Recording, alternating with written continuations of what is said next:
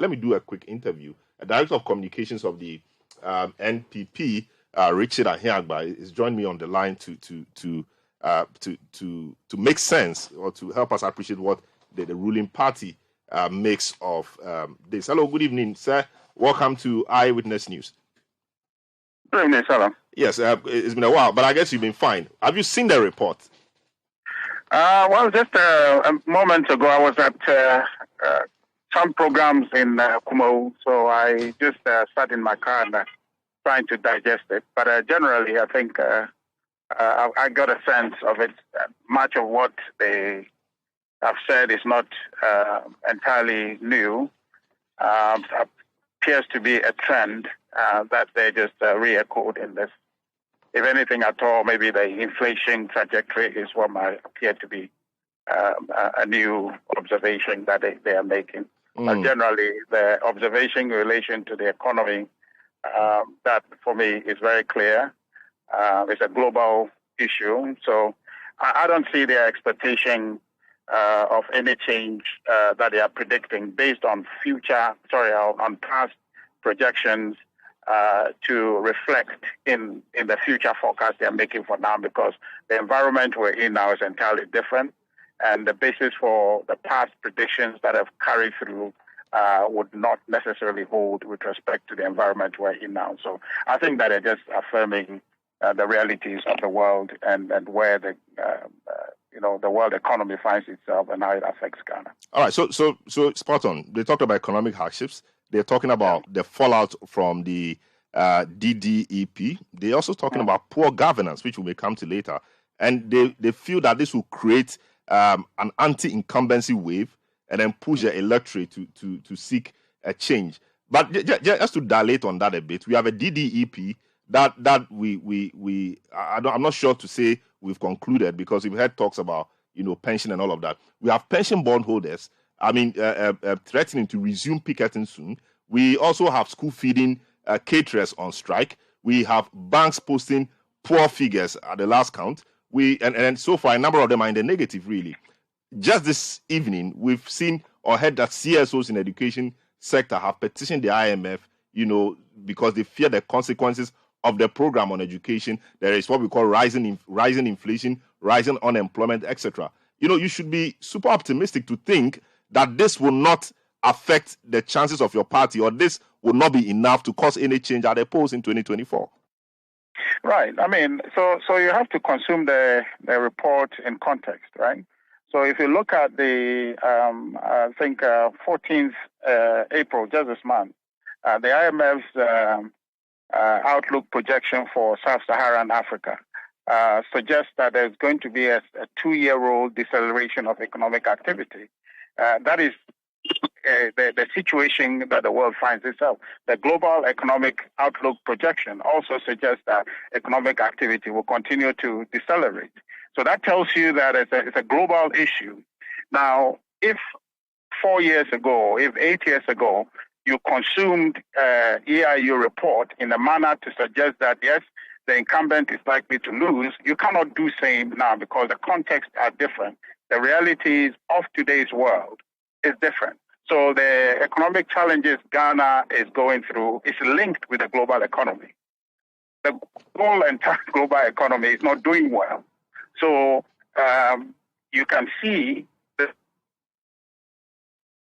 Yes, I'm with you. Hello, Richard. I think I'm listening. Yes. Sorry, can you hear me? Yes, go ahead. So what I think that is a challenge, and for us as a party, is how well we get our communication aligned for Ghanaians to understand. I think we've done quite a good job, but our opponents also have done a negative good job on the propaganda to try to create the false impression that our economic situation is isolated and is a matter of misgovernance, it's a matter of mismanagement, which is entirely not true. So I think our job is cut off for us. what we need to do is to paint the proper picture. And I think that you will help us. So, there's been several times I've had conversations with you, and there is several evidence to suggest that what we're going through is interconnected. It's linked. The entire world is not doing well, and so Ghana is suffering that. And you talked about the DDEP.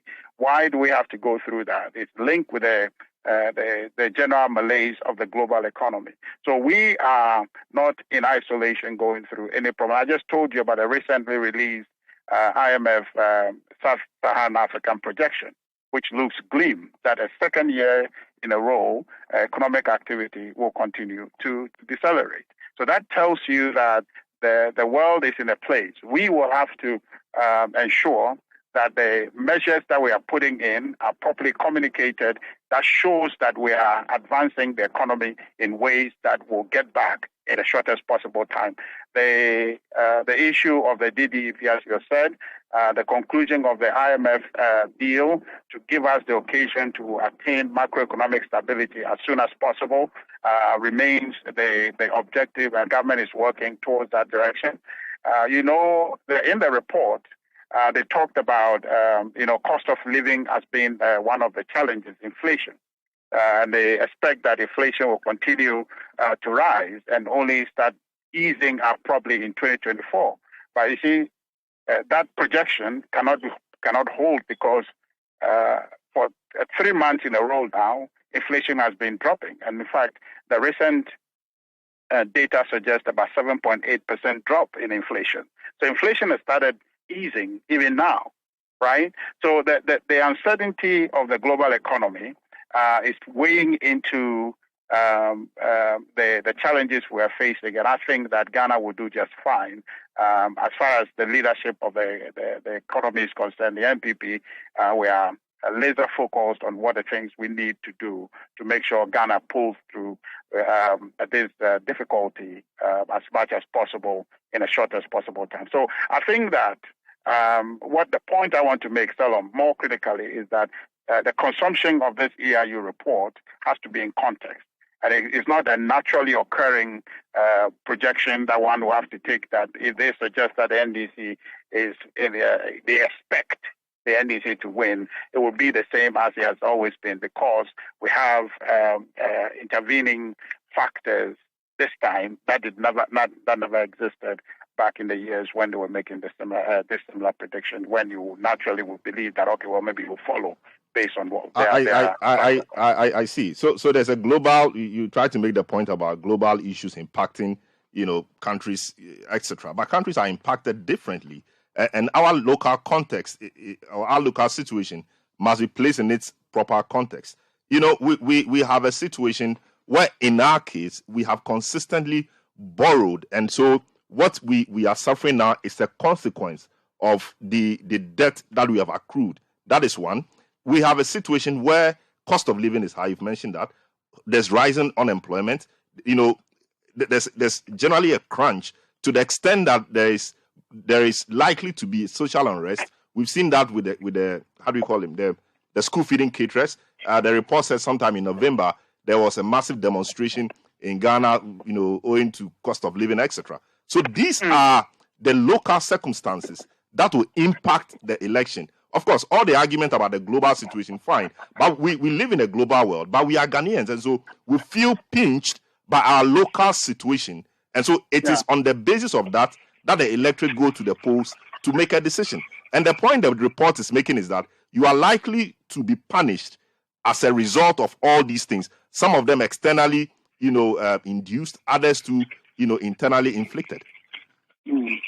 Well, certainly, I don't disagree with everything you have said, but I'm only letting you know that you cannot divorce everything you have just said from the situation that we're in now. And I'm not even using that as a basis to excuse that we'll win or will not win. But I'm only telling you that our context, the global context, and in the consumption of this report must be done in isolation from how you've consumed it in the past, right? So the factors that have occasioned this economic situation is not induced internally. It's not an internally generated factor that there's evidence of mismanagement. No. And that's why I told you that what we need to do and probably invest in more, and with your help to be able to do, is to say the facts as they are. And even now in this conversation, we need to peel out the issues and say, where did things start going wrong? And I've made this point, and I think we have made this point broadly all along, to say that if you take 2017, 2018, and 2019, the trajectory of Ghana's economy was on a growth path. The economy has been growing, okay? And then the evidence of change exists for you to see where the turnaround downward occurred, and that was 2020. So the consumption of this report must take into account that, yes, there is an expert management of the economy in a direction that is appreciable, in a direction that was creating jobs. And even now, the job issue that you've talked about, yes, there's a need to create more jobs, but this economy, even in this difficulty, continues to create opportunities for young people to find jobs through entrepreneurship. This project where the government is investing to see some 1 million young people become job creators rather than job seekers is something that will materialize, and when it does, will give us a boost. So if you look at the trajectory I just painted for you, okay, and where we are, in fact, if you look at 2021, okay, when COVID eased a bit after 2020, you saw that this economy picked up, and 2021 recorded about 5.36% GDP. The last quarter of 2021 gave us about 6% GDP growth, which showed you that a boost momentum had picked up, and going on into 2022, this economy would have continued to grow. And then something happened. Again, explaining that it is not a management issue, it's not a management deficit, but it's an external headwind that the economy ran into, which is the Russia-Ukraine war. And this account is verified. This account is corroborated by other economic circumstances published across the world. So you saw that we started again with a double effect of COVID and the Russia-Ukraine war. The economic growth that we recorded in 2021 very well started slowing down again. Very well. I get all of that. So I mean, listeners are making the summary for themselves. Yeah. So your good friend Felix Kwachi is on the line. But let me just put one more question. Let me just make then we'll bring him to the discussion. You talk about the fact that we need to state the facts as they are, and it appears that you never take blame for anything happening really, and that has been the concern for many Ghanaians, that your government never takes blame for anything. So, for example, you are quick to mention external factors, COVID, RU war, etc. But we also know that when COVID hit, we made quite some good money. And we all know what was in the COVID audit report, how COVID funds were given to political, functionaries, activists to run elections. We saw all of that in the COVID report, which was commissioned by your government. We also saw the instances. You said it wasn't due to mismanagement. We also saw the instances where our own president flew very expensive jets. I'm making a statement, and based on the statement, I'll put a question through. So we also saw instances where our own president, traveled in expensive jets, etc. Contrary to advice of many well-meaning Ghanaians. Now we are back to what he should be traveling with because we've hit a difficulty. So I'm at a loss when you tell me that it is not a mismanagement issue. We should construe this purely as an external matter. Especially when your government has benefited from funds than any government in our history. So, for example, when you were coming to government, you had the 10 fields were not in the last government. You have proceeds from the 10 fields, for example, giving you billions. Indeed, the latest report suggests that we have made more money, in the last count than ever before in our oil find or in our oil proceeds. That is a lot of money for you. But what we have seen, according to a lot of people, is mismanagement, which has really brought us to this place. So what do you say to this? So Salam, everything you have just said is a narrative the NDC keeps churning. No, it's not true. The NDC didn't commission the Auditor General's report on COVID. No. I'm saying everything you have said. I mean, we know the Auditor General put the report, so that's a separate matter. This thing about, but the NDC didn't make the president travel in expensive jets. Let me tell you what the NDC said that you have repeated, which is false. Right? To suggest that, you are the government that has received most resources, and you are the government that is done this and all of that you have said.